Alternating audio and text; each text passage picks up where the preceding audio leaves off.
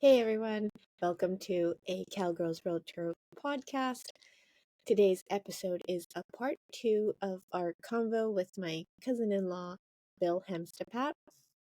In part 2, Bill does a really good job of explaining how one would get in the music industry and then to become a composer. He dove into his music career and even gave me some hilarious music history stories. It was pretty funny, but it was super insightful, and again, I had a ton of fun chatting with him. So if you haven't listened to part 1, definitely go check it out. I will have a link in the show notes. All right, let's get straight into part 2. It's been a long time. What else you got for me? Oh, well, I was gonna ask you about like more music stuff. So this is, I guess, maybe more of a selfish question, but I find, to me, okay, so you're a composer, right? Yeah. By trade, yes. Yeah, so by trade. So to me, I feel like it's such an unknown, It's a bit of a black box of right? a profession, yeah. And for sure. Even for me, I'm like, how would, it's like a different world. Like, how does someone even become a composer? I'm pretty musically inclined. Is that the word? Yeah. Yeah. Like, I played the piano, I did some guitar, I dance, so we dance to music. Yeah. I have pretty good ears, we tap a lot. I love tap and I love picking up the sounds. But that's as far as Right. And how does one connect the dot of I love music to I write music for a living? I mean, totally. I could ask the same question about you. It's like I love horses. I think they're cool. But how does one make horse becomes their career? Like another living creature becoming someone's career. I think there's that mystery in a lot of professions for me. And there's a lot that I think is very interesting about careers, because not to get too philosophical about it, but I feel like careers are born out of a need in the market, right? Like there's like someone is asking for this. Yes. And they're willing to pay money for it to be done. And for those needs to arise, sometimes it's artificial.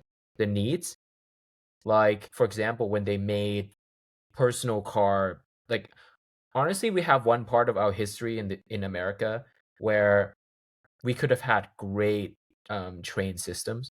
We could have had amazing transportational system. But professions such as lobbying and lobbyist for the government went and was like, hey, personal cars are part of the future. Here's why. They were able to articulate the needs in the market that weren't real at a time. And they made it become something that people want, because it's related to greediness and the grass is always greener mentality of like, hey, like who thought we would have wanted an iPhone? Now it seems like if someone has a smartphone, that's just a normal thing. And if someone has a phone with no internet, now you're so behind the times. When really, traditionally, that's not the definition of what phones are. So it's my long way of saying that composer, it actually is born out of an artificial need as well. So like for me, the way that I look at writing music for this game, League of Legends, that I work on, is that they actually don't need music for this game to run. But I was able to go out there and convince them why they need music, and what value is it going to bring, so that I could write music there. So the way that someone could connect the dots of loving music to making music as their career is you got to find where in your community do people want this music that you want to write. Because a lot of people kind of make this mistake of like, well, everyone wants music, right? Everyone listens to music. So that's technically there's a lot of consumer out there. But actually you're not targeting everyone. You're trying to write music for a specific purpose for specific people, and that usually is the thing that is more, it translates into, wow, like that meant so much to me, I want to pay you some money. Yeah. And not that like I'm just gonna put music out there and someone will buy it. That's just that's just untargeted, I think. Yeah. And I only say this as kind of like, I've done this for a long time. I've like sort of think about these things a lot because I wonder about that as I go in my career too. And I had phases where I felt like my work, no one wanted to listen to it. So let's say you're in Comox, you love music, you want to make music for a living. Where do you think they want music? The community. In the community. Yeah, in like let's not look at like, the internet, but just like the Vancouver island of Comox. Yeah. Like where do you think they would be like, oh, we want some music here? I don't like. It's hard, right? That's hard. That's a hard That's why question. people move. Because because I'm trapping you in this conversation, which is a very tight person to do. It's hilarious. I love it.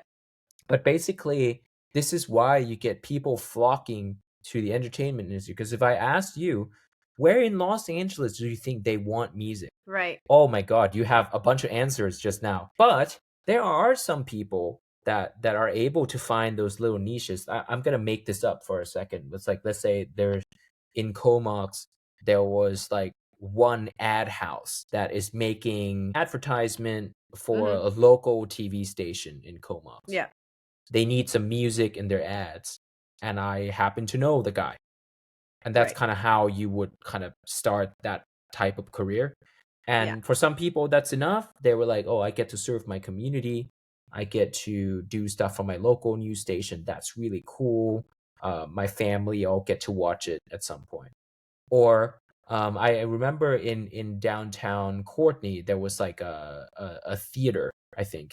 And they have like some plays there. I could see a show director there wanting to commission some like young composers to write music for them, and that being like someone that they happen to know, right? Could be like the daughter of a neighbor next door that is super musically inclined, and her name is Jenny, and she rides horses, but she loves music.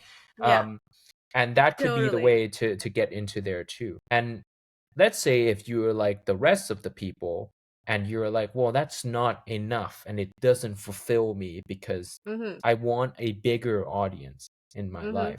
You move to where the bigger audience is. So you go to Vancouver or something, and if it's not big enough for you, then you go to Toronto, and then if it's not big enough for you, then you go to Los Angeles.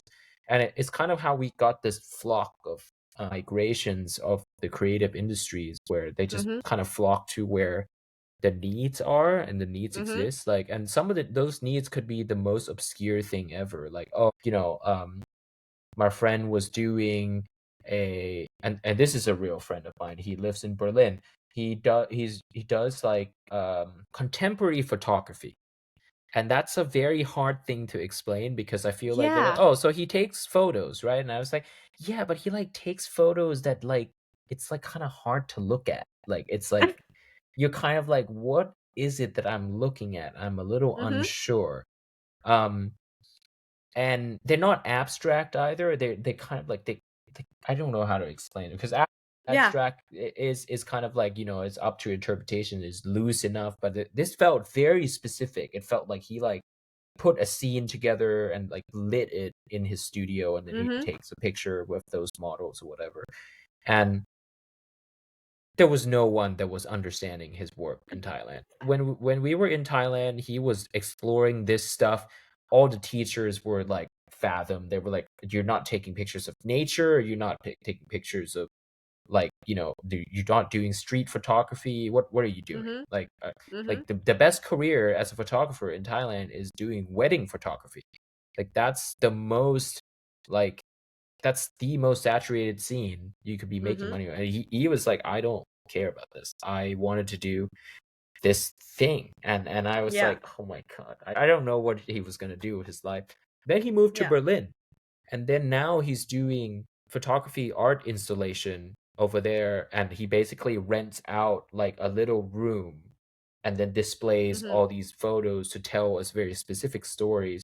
And people come and like they they basically watch the stories as they kind of walk through the museum, and then these individual piece of photograph that's printed or framed or whatever are sold for a very high price, essentially. Wow. So now you're thinking about a very different audience. Yeah. People in Berlin are apparently into some really weird shit that my friend is doing, and they are valuing it very highly because Yeah. no one else was making this specific thing that resonated with them so much. Yeah. So music similar, I think. Yeah. And it has been similar like this since the beginning of times, where music was common in two different settings back in the early era of music composition. One is religious context. So you write music for someone's funeral in church, for a Sunday service, for maybe like a baptism, like in Catholic Church essentially is where music really flourishes back in the 1600s. It also became a thing of social status for princes, kings, and queens. So in the palace becomes another, you would have a lot of in-house composers, or like, in residence. That term is like, you basically get to live in the palace, they feed you, just so that you could write music that the prince and the princess or kings and queens commissioned, where they like, I just had the most fabulous time on this trip to Italy. I would like you to write a piece of music that captures my journey to Italy. So come travel with me to Italy and then write music for me. There was a real thing that like Mozart and Beethoven had to do back in the day. They were in the service industry. Like they were writing music for someone. And then their work becomes revered as art later when someone else discovered it and was like, wow, look at all this great music that he had never published because it was for this specific king that they wanted to remain private or whatever, right? And these people would travel around. They'd be like, oh my God, I'm losing my job. There's this one famous story where like Johann Sebastian Bach got fired from a church because his music got too complicated. Yeah, like it was like a very hilarious idea, because now you think about it, it's like Bach is everywhere. Everyone loves Bach's music, right? But at the time, his music was too progressive and was like, it was pushing the boundaries of music too much, and it didn't sound like the rest of the church music, whatever that meant at the time. So he got fired, and then he had to find a new job, and I think he had to end up going to like a queen of somewhere who was willing to fund his work because she likes that he's exploring beyond the church's realm of possibility. So that is so interesting. But it's the same thing today. Like in a way, we're not that different. I was like reading about this book. There's this composer called Monteverdi.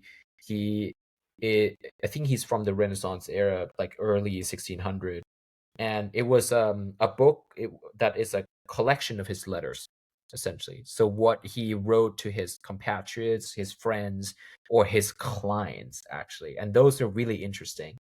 So like things like slow payment and like people not paying him on time were very common at that time. Like he was like chasing up on a client's payment to be like, hey, like I'm getting into a hospital again and I really need to use this money to cure me. With all due respect, I know that my work may have not been as great as it was before, but I do believe I still deserve some compensation here. And I'm like, this is today. This is still a thing today. It's a very human thing. And like things like he had anxiety about getting fired by this one prince in Portugal. And so he wrote a letter to him talking about so actually the prince first wrote a letter to him and was like, hey, could you go check out this young new organ player? in south of Portugal or somewhere like that. Yeah. I was like, I heard that he was great, and I wanted your opinion on it. And then Monteverdi wrote back this really passive aggressive letter, and he was like, hey, like, I can go check him out, but like, I'm not really sure what the purpose of this would be. If you want to hire him to replace me, I totally understand, but really, I don't see how my service, like, I have continued to be loyal to you in my service, and I'm not completely sure why you would want to replace me. I can totally go check him out, but still, really, I would like to understand, what is at play here? Do I still have the job security? And of course, they're not saying it with this language. They're using like flourish language back then. Yeah. Your highness of your, the most beautiful eyes or whatever. But it's like anxiety about getting laid off. Like how 2024 is Monteverdi. No shit. Oh Yeah. my god. So it's not so much that like I have found a career in being a composer and I've figured it out, and I feel like we all deal with similar things of providing services where we're just like, is our client happy? Do I need to move to where there's more demand of this service? Is this still the right place for me to be? Are they going to replace me with someone younger and more talented? They might.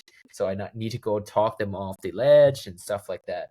So it's really kind of like, I guess if I were to try to break open the black box of like, oh, what does that look like of being a composer? Yeah. It's kind of like the rest of the service industry. Right. There's less of an organic demand. So for example, plumber. There's an organic demand for a plumbing job to be a thing, because houses exist in Comox and pipes break all the time. You got to go fix it. Music, there's a lot more artificial demands where you go, like movies are kind of artificial demands. They're basically like, do we need movies to stay alive? No. But they have now created these artificial things that are part of our lives. Like, when you go to a house and there's no internet, like that's kind of weird, right? Like you're like, well, like that doesn't feel like, life itself. I need to be able to connect to the internet. Yeah. So similarly to like watching movies that has music in them are kind of like an artificial need that has cemented itself into being a standard practice. But will we die without it? Arguably, right? You could say one might get more depressed watching movies without music, but objectively, I think you would still be fine. It's unlike plumbing in a way. So it's still a service industry job. It's a lot less high in demand, which is why they go into the route of prestige instead. They want you to want what you can't have. Yeah. Which means they jack up the price. Like my friend in contemporary photography. Yes. Yeah. There you go. Does that help explain it? That's really, yes, it does. Great. Like it feels more like a normal job now. Yeah, it feels very human, right? Yeah, it feels very human. I've always been like, it has to be someone like, very special, like very talented. Like you're born with like these abilities to like, like music comes out of their head, and of course you're talented. Yeah, but so is everyone else, I think. Yeah. That's what I'm kind of getting at too. Like, is everybody is talented in different ways, and it's so interesting. That's funny how you say it's like, yeah, it is a service industry, and you are serving a need that but like I think one thing that I love, which is when you go to the expensive section of a mall, you can tell the service is different. Yes. They start addressing you by Mr., Mrs., or like there's just the level of service there is so different than when you go to like TJ Maxx or Marshalls or whatever, right? Marshalls, they just let you be. No one was gonna come to you and be like, hey, can I help you with anything or whatever? Or if you go to like a suit tailoring store, for example, oh my god, the service there is great. They Yeah. give you like a glass of whiskey if you want to, Yeah. because they're selling a very specific service that's not in high demand, right? And I think for me, I love that kind of vibe where like my client walks in and they have a choice of drinks and like what everything that they want. They can sit down on a comfy leather couch Yeah. and like I would go through the different lookbooks of suits with them, and then I would like cut them the perfect suit that fits their body specifically so perfectly. Yeah. That's really what I do in my music profession, With where music. Yeah. music for film and video games. I want to tailor it to Yeah. the person that wanted the thing. Whereas there's a lot of other musicians out there that are kind of like, yeah, I'm gonna make a suit and I'm gonna ship it to Marshall's. And Yeah. hopefully it will sell in the middle of all these other million Yeah. articles of clothing, right? Yeah. That's not what I do. I'm not good at that. Some people actually are really good at it. Yeah.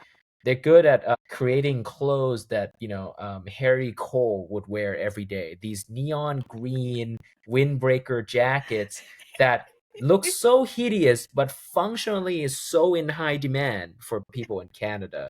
And it's all like North Face or Columbia, whatever it is, right? I don't make those things. I don't Yeah. make that. Yeah. I also am not part of the luxury brand deal where, like I said, I'm not like Giorgio Armani or something where I operate at like too pretentious of a level that it feels like a normal customer couldn't reach me. I want to be like a mom and pop shop who like cuts custom suits for people. Yeah. Like, and I would I love like it. transparently explain why it's expensive. And Yeah. and if you understand why it was and you like my value, then I'll work with you. But if you're Yeah. like, you're fucking crazy, that's too expensive for me, I'm not gonna be like, let me decrease the price for you, Yeah. just so that I can appease you and then punch myself later that like Yeah. I had to go into the negative just to cut this suit for this guy who's ungrateful of my Yeah. tailoring work. How's that for an I love analogy? it. I love it. But yeah, I you could love tell that analogy. I've duked out this analogy a lot with a lot of different people. But like the other one that's kind of a good analogy is like chefs is another thing. It's like cooking Yeah. in Comox Island, you're probably not going to be able to get away with, a prestigious fusion cuisine, right? Like your audience there, they want Yes. burgers. They want Yes. like not the Italian spaghetti kind. They want the American spaghetti. Yes. Or Yeah, like, yeah. pizza that is not like too pretentious or something like that. Like you need to be able to serve the community for what it needs. But if your Yes. passion isn't in making those things, this might not be the place for you, Yeah. Yeah. Exactly. It's always like the audience Yeah. is and And the suit That's- tailoring is the same thing as like the omakase Yes. sushi chef, right? So it's like it's expensive for a specific reason because of their craft.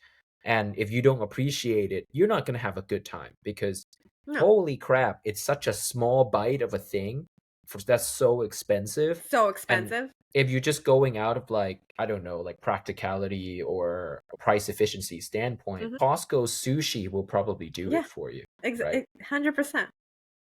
And I'm not good at making Costco sushi at low price, high volume. That's just not what I do. I'd rather be the omakase chef and learn my path to excellence that I care about. And I hope that my customer cares about it also. You've done a good job with that, explaining that, Bill.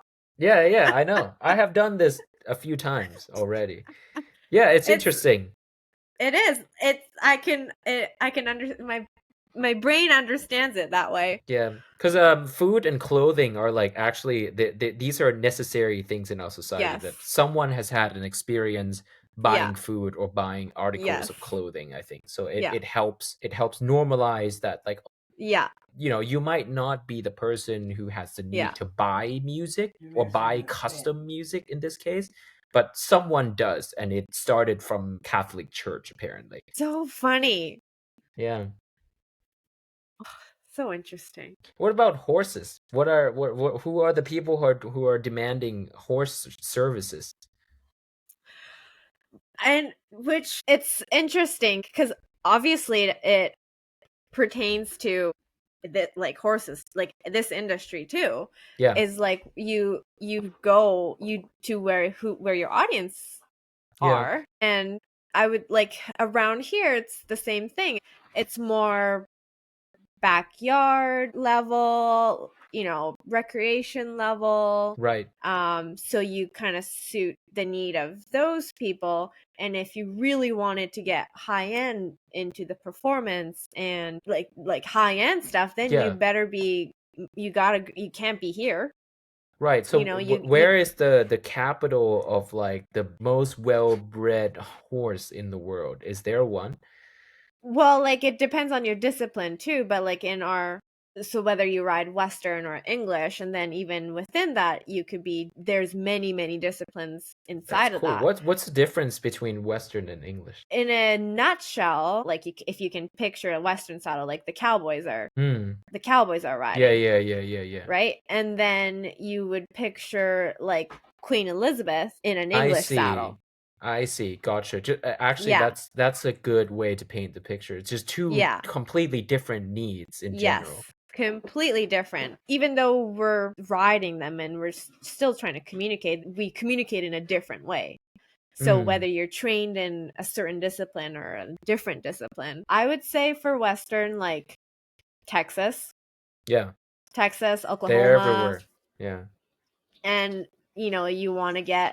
you have the demand of like the high end, and because they have the big world shows and Right.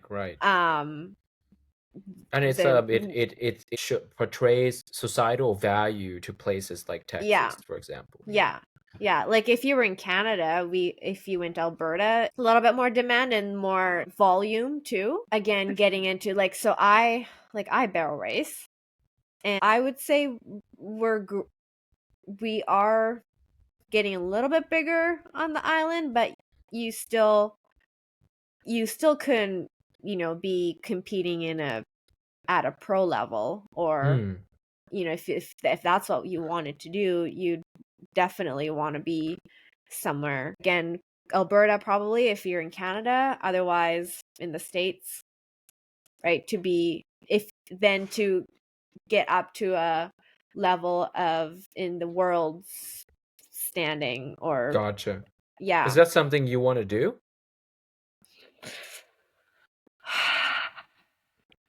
Maybe. Tough questions you have to ask.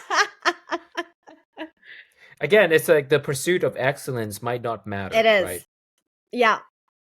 I am really enjoying being the competitor. So there's this thing between being the person that trains and then being the person that competes. Right. So which like, side would you say you want to be on? That's the question. Oh, you don't know? Well, I've always been the training side, heavier on the training side, but I am starting to really enjoy competing. Yeah, and it's totally different. It's quite interesting, but I guess it's similar to like if in music it would be like, do you want to be the teacher or do you want to be the performer? Or like for me, it's like, do I want to be an artist or do I want to be in the behind the scenes? So like I do music for media, right? Which means I'm behind the scenes, essentially. Music as a supporting role. So for you, you're like a supporting person for the horse's growth, right? Yeah. And then I could be on the front face of it, like, I could be like Taylor Swift or something. That's an artist. Her music is a product. That's the thing that stands in front of people, where like, the rider is the product of the success, the rider and the horse together. Yes. You're not part of the cog of the success. Yes. You don't have answers for that, huh? That's a tough one, right? Like that's a really tough one. I really enjoy the training process. I'm kind of in Maybe I'm prodding at something that will materialize in 5 years, and then I will see some next steps of something. I think you are. I'm in a really interesting place. Fork in the road. Yeah, and it's cool. It's kind of cool that you asked that because it was more this way, and now it's kind of coming up. And Is it because you get a chance to try competing more recently? yes, and I think logistically, it makes more sense to train, Yeah, especially right. like when we talk about where the need is and where Yes. the demand is. I would have a harder time competing and living and Unless you're doing. like ultra successful or something, and Yeah, then like, right, totally. Or that's a lot or harder. or I move somewhere, or there's lots of logistical things too that goes into it. But I'm still figuring out the competing part. I'm figuring out how I feel about it. Yeah. I not gonna give you an advice because it's not an advice, but for me, I've kind of sort of this was the decision why I went into like full on in the service industry now because I used to be confused about that too. Right. Um, Number one, the things that I felt like I ended up looking at as a requirement for me in this music career is I want an audience. I love an audience. I Yeah. like when someone listens to my work. Yeah. Um, which meant being a part of the service industry as a part of these big franchises, I have large audiences that Yeah. I previously would have never had doing Yeah. a single solo work thing. Mhm. Now, number two is I love collaboration. That's Mhm. I hate making music alone. Mhm. I just don't like it, and I have Mhm. tried many times. I like tried making my own album, and it was like a suffering of a journey. Yeah. It was not very fun. Yeah. And actually serving under projects allow me to collaborate even if it's not another musician, it would be like a filmmaker or a game designer or somebody like that. Now there's a lot more of this kind of like this teamwork element that I really like. So that's number two requirement. Number three is that I want to be able to do this for a long time. Like Mhm. I don't want to be someone who's only able to like I have to retire after I'm 35 because I like didn't sleep every day or I was Yeah. like kind of doing it. I want this to be my life. I don't want Yeah. this to be a phase of my life. Mhm. And then it was something that kind of ended up like mistake. I don't know. I wasn't gonna say mistakenly, but I felt like it mistakenly landed me on the corporate music roles that ended up being something that fits all of those boxes unintentionally. And I was kind Right. of like, actually, there's something here that I felt like it fits all the boxes that I could because Yeah. it's not very typical that a highly creative person is associated with corporate bureaucratics Mhm. politics and stuff like that and that's why these positions don't exist very often because it requires a very specific personality and it felt like I happened to find this niche of a need of someone needing a musician that understands how to navigate these political conversations or Yeah. navigate the collaboration that can be so hard. Like we Yeah. worked on this song that went out recently called Blood, Sweat, and Tears, and it took a year and a half to make one song. One song. Whoa. But yeah, it was like one of those ones where like, it's a highly collaborative project that could Yeah. really piss people off very quickly Mhm. because every idea is valid and you have to like be able to feel through how to implement everyone's ideas together, that kind of thing. And I felt like that happens to be something that I found my footing in, that I found a lot of enjoyment Mhm. in, that like I could sort of sink my teeth into. Yeah. But when I moved to LA, really did know that that was what I was good at. Right. But the opportunities that were available, Yeah. there were just so many different types which happened to fit my skill set in this way and this one. Yeah. So not telling you that you have to move, but being at a place with opportunities to explore different skill sets that you have Mhm. is highly valuable because of that. Yes. Yeah. And there were a lot of my friends that came to LA, they got to explore some things and then they moved back because they were like, Mhm. actually, I have found what I like and I could do it from home, like Right. in their home countries or Yeah. whatever. But at Um, least they had the opportunity. They got their chance.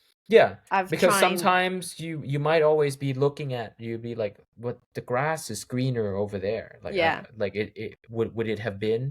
And like, and then you live your life worrying about what could have been for the rest of your life. Whereas, I'd say I get to try things and I get to really like fail a bunch of times and discover that, oh my God, despite this being a success, I hated this. I just don't like it at all. And kind of really redefine how I want to focus on my work in that way. Whereas in situations where, let's say, if I'm still in Thailand, I probably would have been like, what would would Hollywood have been better? Maybe it is. And I would have sat there and wondered about that my whole life. Have no idea. Yeah. Yeah, Like maybe it's you true. want to go ride your horse in Scotland or somewhere like that. Who knows? Yeah, right? Yeah. I wouldn't know otherwise unless I try it. Mm-hmm. I know the horse betting scene is huge over there. Yeah, that is true. Shit, did I just convince you to do something? Watch next time you'll see me on Instagram. I'll be riding horses somewhere. Yeah. Oh, that's cool though. Oh man, This has been wonderful. it's cool. I feel like for the audience, I think this probably might be the place to wrap it up, because, or if it goes longer, if I was the audience, I would fucking complain. I mean, I know at this point it's just getting like too like deep between like, and it's like more, it's kind of selfish, Yeah, we're talking totally. starting to talk for selfish reasons, and which is I love fine. that too. It was just fine cool. too. Yeah, I love it. I love how we brought it kind of more on like the horse stuff too. That's super cool. So I appreciate that. Yeah, to tie it to your podcasting, but also because I'm genuinely curious, because I've never known someone with a career in horses, let alone actually I know a few people who own horses, but they weren't the ones training them. They had a trainer come into their house. So I never heard it from their perspective of how that works. So yeah. Well, Steph mentioned next time she wants to come see my farm and the horses. Ooh, all right, awesome. If maybe I'll be along, there, right? Maybe. Yeah, we'll see. And I may, well, who knows? It might be quicker when I may come visit another time, and next time maybe you'll be home. Yeah. I know last time you were here, it wasn't that. But honestly, I think the one thing that would be sick is actually like I need to get back to learning Japanese again. It's still the goal of my mind to be able to have that as my third language, because one, I love the expression that is available in Japanese, that is completely unique, and like knowing some of them kind of like got me hooked, essentially. But yeah, without someone to practice it with, it just became impossible to maintaining it, I think. And I lost a lot after not having used it for a long time. So well, we'd have to, it would be fun, and we'll make a chat, we'll do it again on here, because I do want to, I would hope that I will have some Japanese people listening. That'd be great. I'm kind of hoping to do some conversation with like my other one, my first guest, like she speaks Japanese and English, so our conversation ended up being kind of both going back and forth. And so when we come on here again, and you and I could be speaking in Japanese too. Oh my God, I'd be so dead. I'd be like, ちょっと、もう少し, oh my God. I love those expressions so much. I'm just good. Like, I just want to use them all the time, even though it basically shows that you don't know how to speak anything. But yeah. Anyway, Jenny, good point to wrap us up today. Thanks for having me on. Well, thank you. Thank you for coming. Thank you for your time. Yeah, of Thanks course. for all the stories. Yeah, have fun, with the rest of your day and the rest of your whatever horse journey you go through. Thanks, you too. Yeah. I will talk to you soon. Yeah, later. And we'll see you not like, not too distant future. Not too distant future, exactly. Alrighty. Okay, I'll talk to you later. Have a good one. Bye. Okay, bye, Bill.